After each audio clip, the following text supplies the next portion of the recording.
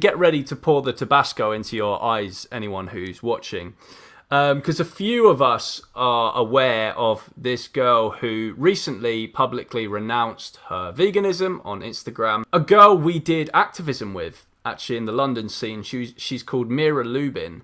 And we're going to analyse her ex-vegan statement that she came out with yesterday. So just to give a bit of backstory, Mira was once the youngest Anonymous for the Voiceless organiser in the world. She just released this absolutely absurd statement explaining her reasons why she's no longer vegan. So here we are. This is Mira Lubin on Instagram, the former AV organiser, and this is her ex-vegan statement.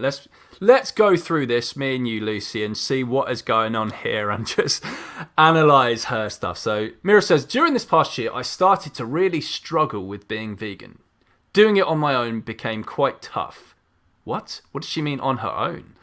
So that's already one red flag because she wasn't on her own. She was surrounded by a massive activism community we've got in the UK. Again, when she used to do demos with us in London, it was a great social scene. There was like hundreds of us, and we would go for... We're all very supportive of each other. So that's just a huge... We're already starting this off with a huge red flag. What does she mean doing it on my own? Okay. My then boyfriend and now fiancé, non-vegan by the way, really supported me as much as he could to help me stay on track and kept on reminding me why I'm doing what I'm doing. So... It's so strange. So we have an ex-vegan here who was almost being convinced... This just makes it double absurd. Her carnist boyfriend was convincing her to stay vegan almost. But she has ended up going against even that. I mean, let me try and work that one out. I mean, it just gets stranger. All right, next slide of the story. I reached a point in May, I believe, where I kind of gave up at that point. I kept battling it in my head. The tipping point was when I tried to overlook the whole situation in general. Becoming vegan so young, so not experiencing things that anyone else had. Dealing with an ED, which was harder to handle because it was quite restrictive. Becoming more religious and wanting to get married and build a stable home and with healthy kids. Now, before we continue, this is where it gets a bit strange. You hear the ED thing here and you think, okay, eating disorder. Yeah, she's about to make a shit excuse, but it's going to be more understandable than some of the other ex-vegans, right? She's not about to say, the NWO is forcing the soy on us to weaken us. She's going to say something like, I had an eating disorder and it's very tough, so I had to do this for my health. Well, if you're about to think that Mira has... that's Mira's reasoning, you're going to be very surprised because now she never mentions the ED again from this point and it just gets messed up. I decided to try one evening of eating whatever I wanted. Do you mean whoever, Mira? I wanted to see how I felt after. After seeing both sides so freshly, I could properly decide what I want to do. Now she continues. It was interesting. It was an interesting evening, to say the least, indeed. My boyfriend wasn't sure if he should cheer me on or not, because he wanted the decision to come from me completely. I completely agreed, so I made all the decisions on my own. Can't lie, it was a good night. I completely let loose. I mean, what are your thoughts on this so far, Lucy? By the way, it gets even worse, just for anyone who's not quite poured the Tabasco in their eyeballs just yet. Open the bottle of Tabasco now. But what are your thoughts so far, Lucy, on what you've read? Well, first off, it made sense to me that she's an ex-vegan because she was with a non-vegan. Mm-hmm. I mean, I'm always very, okay, it's a little controversial maybe, but I have a hard time having connections with non-vegans because it hurts so much. I'd rather be alone. Yeah. And also because when you're an activist, you're dedicating so much of your time to this. You see all the horrors and you see how easy, it's I feel that it's very hard to just hang out with non-vegans. So the fact that she was a vegan activist, right? She was a vegan activist? Yeah, a passionate and solid one, yeah. Was at all the demos in London. As I say, youngest AV organiser in the world at 15. The fact that she was that and she chose to be with someone who's a non-vegan is strange to me. Because like you have to be compatible in terms of values with someone, right? Yeah. And that is like, if you're a vegan activist, like that is so huge. Yeah. You Well, know? you say you have to be compatible with their values, but we're gonna find out in a second that Mira literally has no values. So this is now this. I don't think. Right, get ready with the Tabasco. It came naturally after. I felt amazing. I started eating a lot of meat, so easy protein. So already one of the stupid myths we get as vegans, protein. Just like one of the basic dumb carnist arguments we laugh at like every day. So I was never hungry. Yeah. It felt so much more natural than most processed vegan meat. Right. Now, here's the Tabasco moment. I got myself the Uggs I've always wanted. So this is now that the ED stuff was just a facade early on in this story. This is nothing to do with an eating disorder. She's now just fully abusing animals for fun. I got myself the Uggs I've always wanted. The perfumes I never had. The barbecues I missed out on with friends. I was actually able to go shopping without the constant pressure of checking things. Pressure! It's like she's walking into the supermarket and there's like this timer. Like that game show, Supermarket Sweep. She's got to run around and put stuff in her trolley, like in a time limit. What pressure is she talking about? But already we can say, what are your thoughts just so far reading that paragraph, Lucy? I mean, this to me, as someone who knows her personally, and to all of us who know her, this was just upsetting, actually. It to feels hear her like say that. she lost complete sight of the victims. Yeah, absolutely. Or never had sight of the victims in the first place. But how, though? How would she not if she was an activist? Like, I don't understand. Yeah, we just don't understand. We're not sure what's going on here. The barbecues I missed out on with friends. Again, if you're an animal rights activist, you don't miss out on barbecues with friends. You don't want to be around searing flesh, right? Or you can bring your own vegan stuff to the barbecue. Or you can have vegan barbecues with the hundreds, potentially thousands of vegans that you know, Mira. So what is going on here? What is she missing out? There's vegans having barbecues in London all the time. I see them on social media all the time. We've just had summer here in the UK. I've seen vegan barbecue photos every week. So what is she talking about here? Right, carrying on. I literally felt like a massive weight was lifted off my shoulders. What? Again, this is just absurd to me. The weight should be on her shoulders now. Why does she... This just shows that she has no morals. If this was me writing this, the weight of the world would be on my shoulders. I'm an animal abuser. I can't sleep well at night. I'm barbecuing murdered flesh, for goodness sake. Now here comes... Now get that second bottle of Tabasco open, guys, and pour this one straight into your eyeballs. Even convinced a vegan friend of mine to start eating meat again, and he's thanked me ever since. I got so much support from all my friends. So, number one, whoever this person is who's started eating meat again and is thanking her is a complete scumbag. So I hope this person gets exposed soon. But this is what's quite upsetting to us now, Lucy, right, is that we personally know Mira as an animal rights activist, a committed, dedicated animal rights activist. She's now an anti-vegan activist. She's going around convincing people to abuse and oppress animals. So she's gone from standing in the streets holding animal oppressors accountable with AV to holding vegans accountable for being compassionate. She's now wanting to return people to abusing animals. What's going on here? Can you shed any insight on this, Lucy? I also was struck when she mentioned religion. Yeah. Because, is she meaning Christian, or is it a different, like, I don't know if that matters too much, but... Mira's Jewish. Jewish, okay. Yeah. Was she Jewish before, or...? Yeah, she's raised in a Jewish family. I don't know if she's ever taken it that seriously, being like an Orthodox Jew, whatever. I guess she's taking it more seriously now. I don't know, but then again, she's probably not. I mean, it just seems she has no... If she finds being vegan hard, how is she going to find abiding by the principles of the Torah where there's very strict rules on a load of stuff in ways to live your life. So this is just gets crazy. Anyway, continuing. Yes, I think there are some amazing aspects of veganism. Okay, what are they, Mira? But there are also some major downsides. What were the down? She hasn't mentioned any downsides other than her just not being able to abuse, or not, I say not being able. She's always been able to abuse animals. The point is, if you're vegan, you don't want to abuse animals. What's the downside of this? I've never felt so happy and free like I do now. But yeah, while the animals are being caged and oppressed.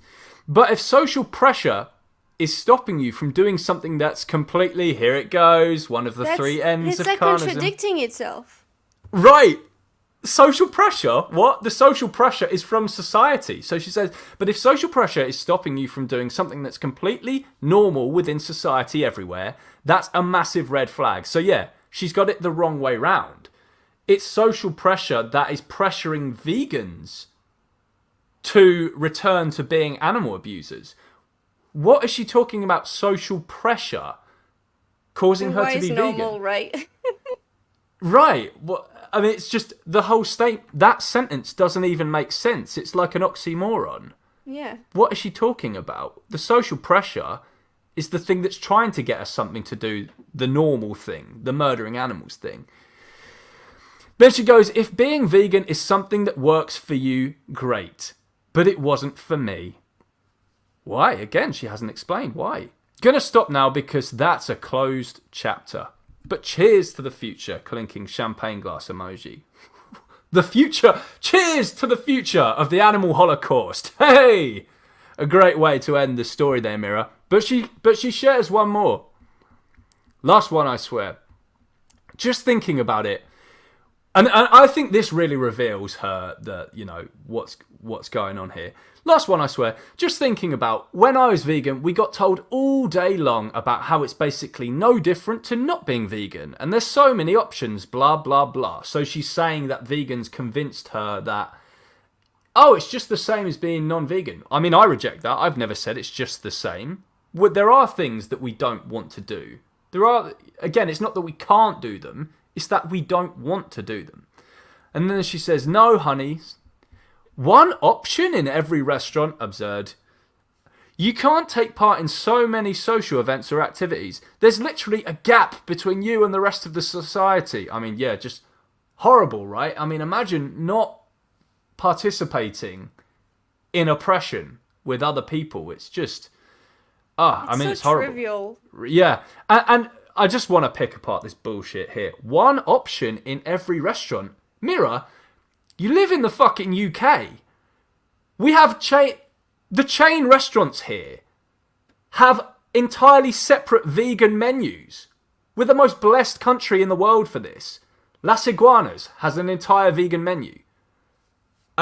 Zizi has a vegan menu. Pizza Express has a vegan menu. I think Pizza Hut's got 3 or 4 vegan pizzas now, including with Beyond Meat on them. Like, you can get like Beyond Meat pizzas from Pizza Hut.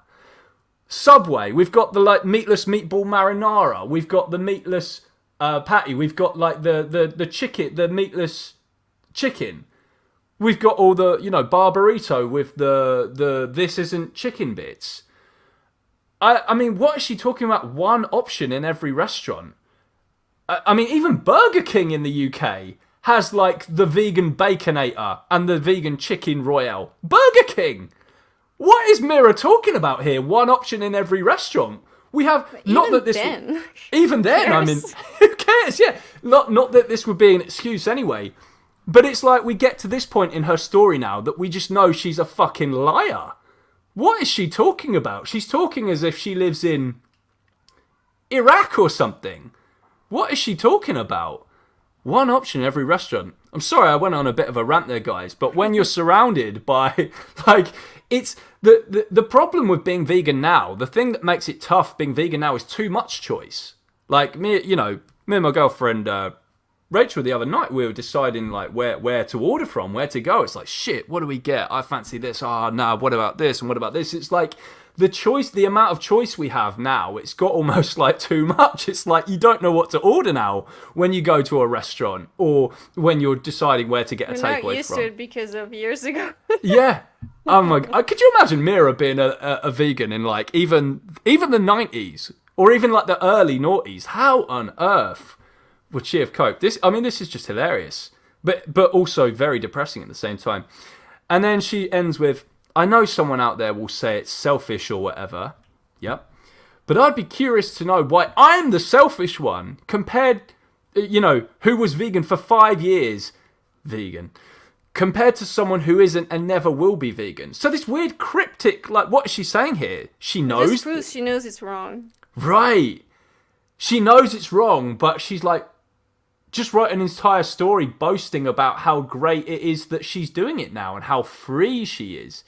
And this is another observation I made. I was talking to a friend of hers, Connor, who I think is watching right now, who's just beyond devastated about this as well. He's, he can't believe that she's done this.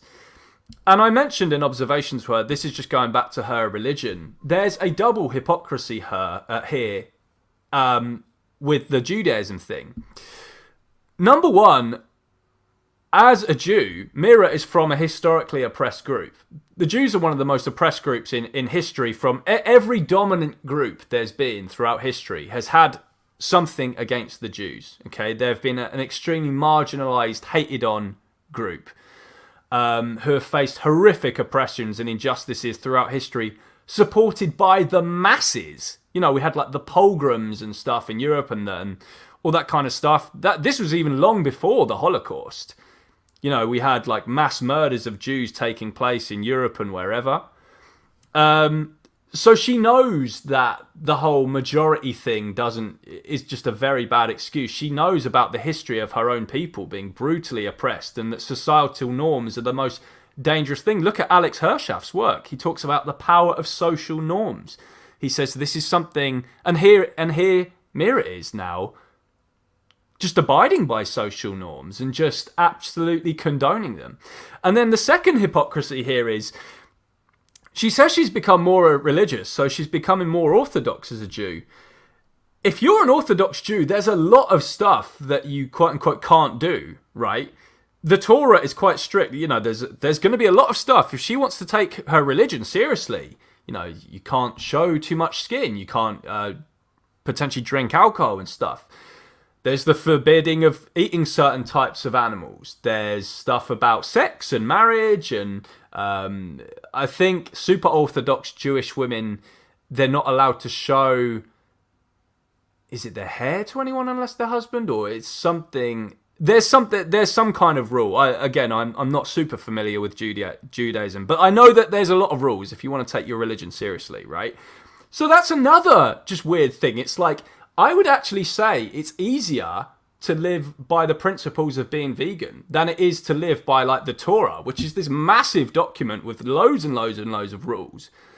Yet she's talking about it was hard to be a vegan. Woe is me, I couldn't buy Uggs.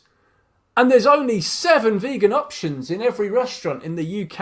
And, and I can't go to barbecues with my non-vegan friends. I've just it's just the thousands of vegans that I know hosting barbecues whose barbecues I can attend. It's just, can you just feel the suffering this poor girl went through, Lucy? It's, my heart goes out here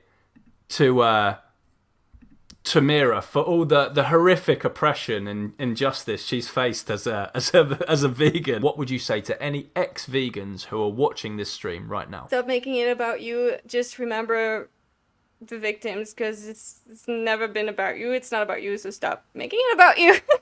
It's really simple. I think it's the main reason why we have ex-vegans, just selfishness. If you remember that, it will be easy. You'll figure it out. Absolutely. Yeah, there's that saying. The difference between those who find veganism easy and those who find veganism hard is those that find it easier thinking about the victims, while those who find it harder thinking about themselves.